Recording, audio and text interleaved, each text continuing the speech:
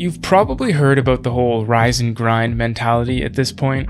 It's like when you wake up at 3 a.m., you work out for 2 hours, you take a cold shower, you meditate, you pray, and then you start grinding away at work and making money. That kind of attitude sounds a little extreme, and some of it feels kind of performative. But at the same time, there are real benefits to waking up early and getting a head start on your day.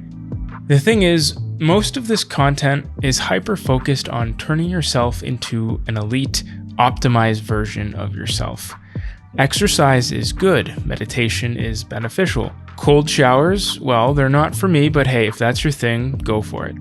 I'm not against any of that, but I also don't think it should apply exclusively to getting in shape or making more money.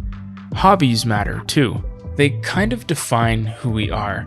We're more than just our job or our income, and I think a lot of people, unfortunately, quietly give up their hobbies because they feel immature or unproductive, or like they are getting in the way of real progress. Like, does everyone I work with actually love playing golf and watching hockey? Or are some of these guys sitting on a secret stash of comic books or Gundam models so Frank from accounting never finds out their dirty little secret? Whenever I meet someone and we start talking about our hobbies, I'm always straight up honest with them. I like video games, I play Magic the Gathering, I'm into large-scale board games, and I like to paint miniatures from time to time.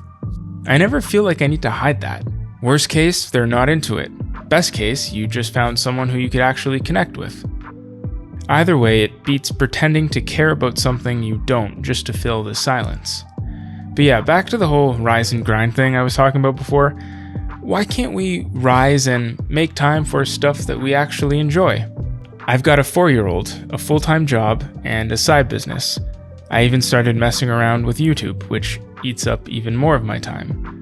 It would be really easy to justify cutting out a bunch of my hobbies and completely replacing them with more productive things. And yeah, if I swapped that time out for exercising or scaling my business, it would probably pay off in some way. But I'd also be cutting out a core part of who I am. So I wake up roughly around 5 a.m. every day. It's always kind of been like that for my whole life. I've always been a morning person. And my daughter, she typically wakes up between 6:30 and 7. So that short time in the morning before she wakes up, that time there is what keeps me sane between work and life's responsibilities. That's what, as the saying goes, keeps my cup full. That's the time where I can chip away at a game that I'm currently trying to beat, or organize my cards, or tinker with the new commander deck I'm brewing. The other day I got up early just to finish painting the intruders in my copy of Nemesis. And that really matters to me. I'm not saying it's some groundbreaking idea either. Obviously, people already wake up early and do things they enjoy. It just feels like the conversation around waking up early and seizing the day has been completely hijacked by this all-or-nothing hustle culture. It doesn't have to be that. If you can find balance, if you're still handling your responsibilities, then making time for things you genuinely enjoy might be one of the most important things you could do. So yeah, maybe the goal isn't to become this perfectly optimized version of yourself.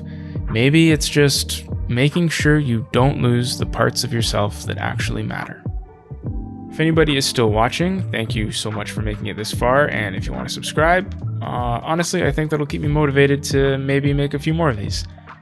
And if you're in a similar situation like me, 36, a father, trying to balance life and responsibilities and all the things you enjoy, let me know in the comments how you go about doing it, because I am all ears for new ideas.